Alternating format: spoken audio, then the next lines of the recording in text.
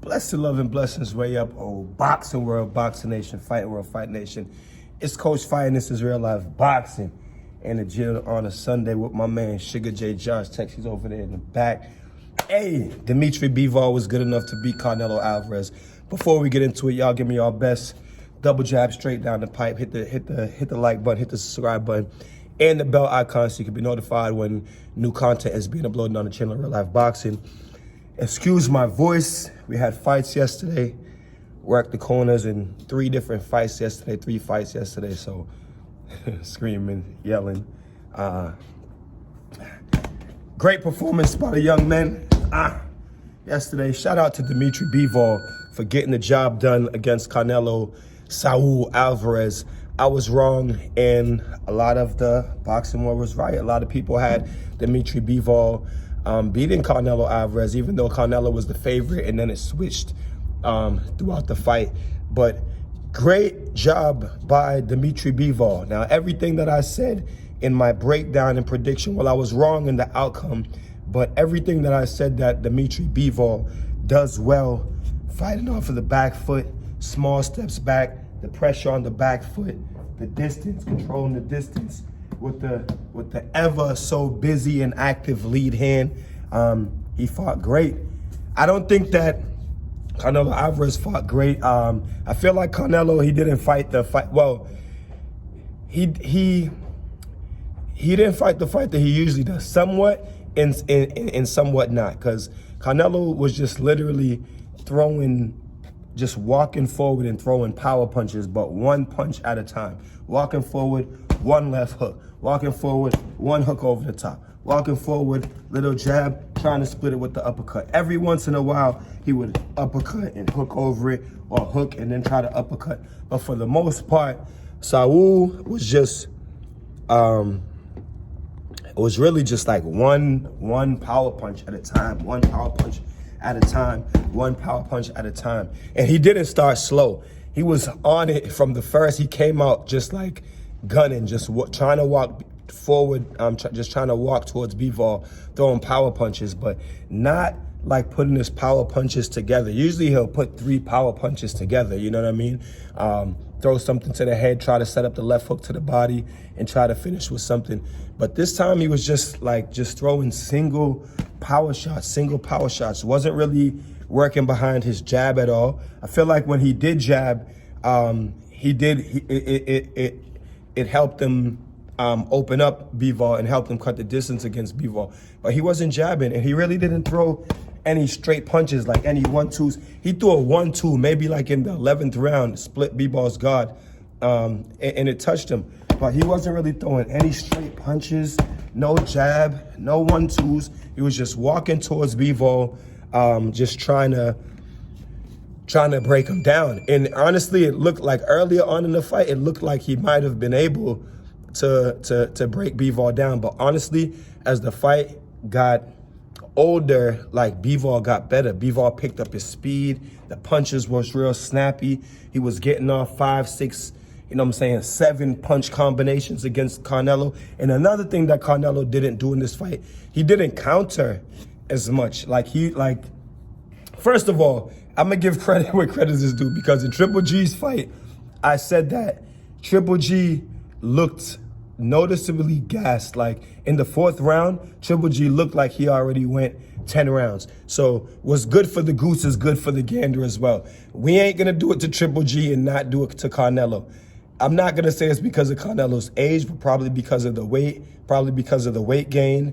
You know what I'm saying? And probably that weight is just probably a little bit too heavy for him. Canelo, I noticed very early in the fight, like the 3rd, 4th round, that Canelo, I'm looking at the rounds and I'm like, man, it's the 3rd, 4th round. Like Canelo already looks like gassed. You know what I'm saying? He's all red, his hair. Maybe because he's cinnamon and he's red and he's light skinned and his hair gets wet and all that.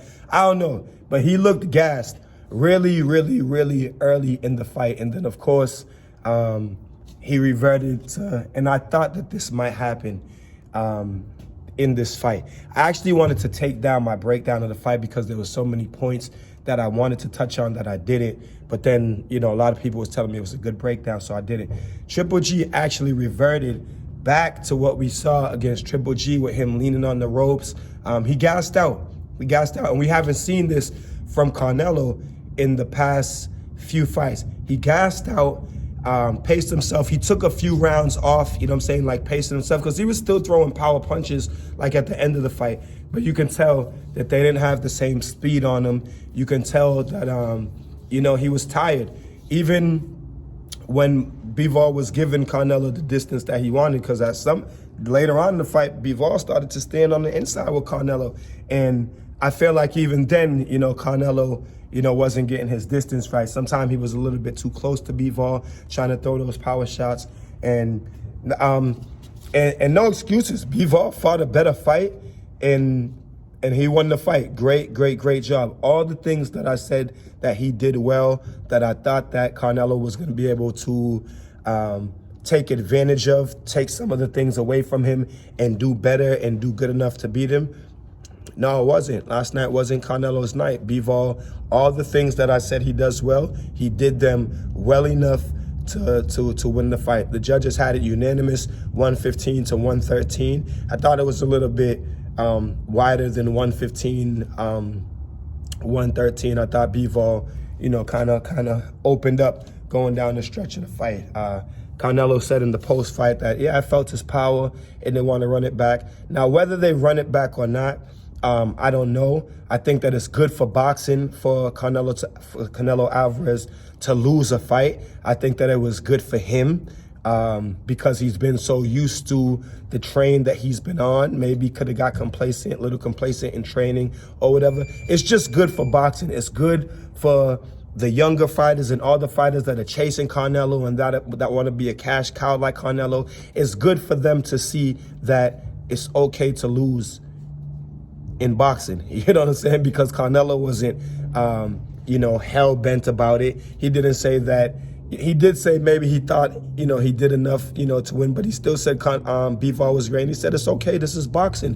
When you're fighting the best fighters and when you're challenging yourself on these levels, you're going to take an L, and it's okay. So I think that this loss is very good for boxing and very important and very good for some of the young fighters, so they can understand that it's okay to take an L. Now, you know, I seen somebody post, oh, Canelo messed up the bag. No, Canelo didn't mess up the bag by losing. Canelo is still the bag. Now, people are going to want to see Canelo fight even more in his next fight to see if, oh, is Canelo getting old? Is he long in the tooth? Did this guy beat him because he was just bigger and better? Or is Canelo still Canelo? But it was good to see that Canelo is not unbeatable, and he's still the cash cow, and he's still the undisputed champion at super middleweight. So